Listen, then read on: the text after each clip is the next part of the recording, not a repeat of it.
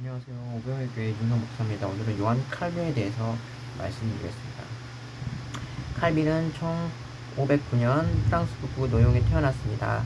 오프라랑 부르제에 투학하여 에라스무스와 인문지 찬양자가 되었습니다. 철학자 카네기 관현용에 대한 주석이 있었으나 그들만큼은 이기지 못하고 이번 칼빈이 회심한 것입니다. 나는 너무나 완고한 교환 제도의 미신을 했기 때문에 그 깊은 10년 늪에 빠질 수 없으므로 하나님께 나를 갑작스러운 회심으로 굴복시켰으며 어린 나이에 미신들을 매인 것을 왕께 나를 한번 몽순을 몸 가져왔습니다. 그는 시작 연구에 전념하게 됐고 1533년 파리 대학 신입학장으로 니콜라스 커브의 원관한 프레센트적 인사를 열게 되었습니다. 칼빈은 살던 곳을 급히 떠나야 했습니다. 이듬해인 로마 교회 미사에 비난할 수 없는 벽보가 파리에 엄청 나오게 되었으며 점점 급기야 왕실의 침신문까지 나붙었습니다. 프랑스 왕 프란시스 1세는 경로하여 복음주의자에게 강한 사람을 했습니다. 칼빈은 연구 조사를 위해 프랑스를 떠나 바젤에 도착했고 1532년 기독교 강요를 초판을 했으나 그 학자로는 평화로운 생애를 끝나게 되었습니다. 1536년 그 지방에 전쟁이 일어나서 부득이 우회하여 제네바를 거쳐 스트라스부르크 극도에 냈고 칼빈의 제네바를 잠시 들은 우발적 사건 유럽사에 전환시키게 되었습니다. 내 마음의 개인 연구에 전적의 한도 뛰어넘는 뒤에서 나는 다른 일에 매여 싶지 않았다. 그리고 나는 간청으로 소주로 얻을 수 없다고 생각했고 내가 급시 도움 주는 것이 무시하고 거부한다면 내가 추구하는 은둔생활과 평온한 학문생활에 하나님께서 저주 내실 것을 기타했다. 나는 그 이저주 말미암아 무서운 충격을 받아 내 일정을 단념하라고 말했다. 시외는 1536년 1538까지 제네바에 살펴졌고 그는 프랑스인을 칼빈의 임용을 주시했습니다. 여전히 성급했고 미숙했습니다.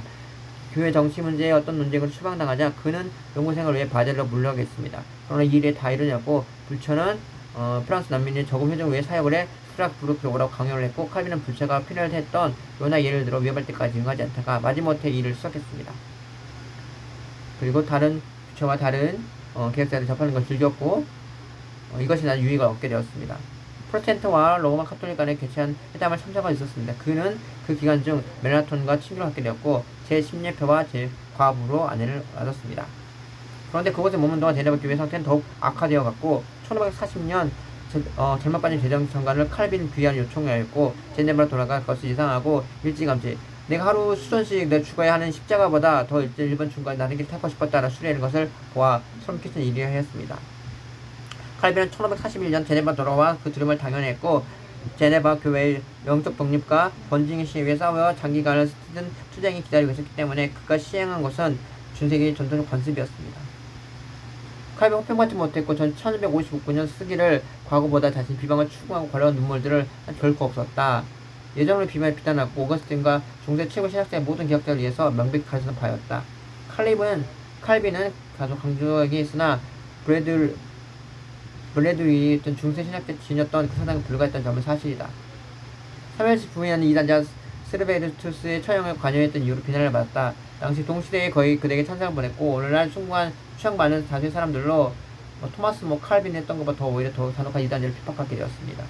칼빈의 시대적 배경은 제네바의 독재자의 빈약까지 받았습니다. 반면에 그는 권세가 급격했을 때도 권위의 법적인 있지 않고 도용적인 내면에 있었습니다. 그는 저서를 출판하기에 시흥의 승인을 구해 시행했습니다. 물론 완전한 아니었습니다. 스스로 나쁜 기질이 있기 때문에 고통을 당하는 걸 알고 있었습니다. 그 가르침과 반대된 것이 하나님의 말씀과 반대된 것을 너무 쉽사리 분명하고 말했기 때문입니다.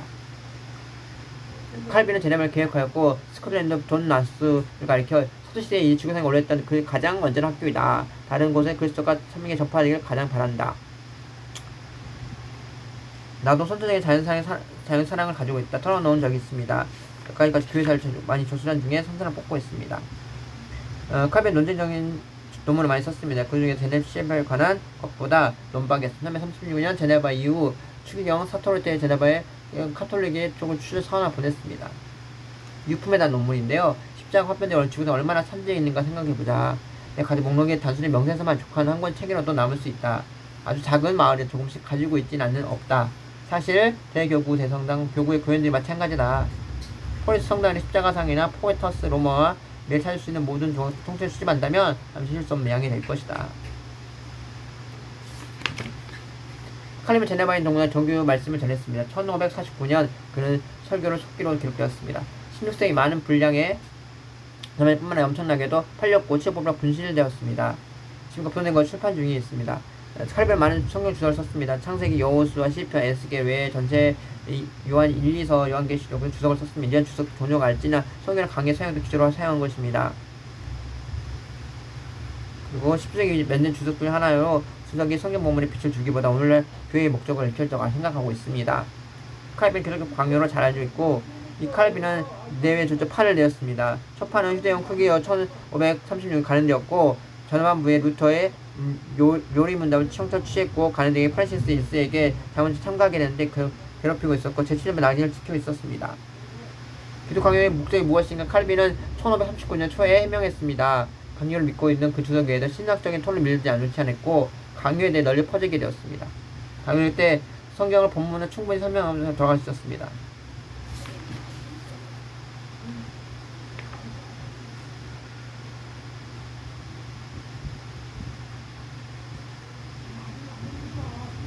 이상 칼빈에 대했습니다. 감사합니다.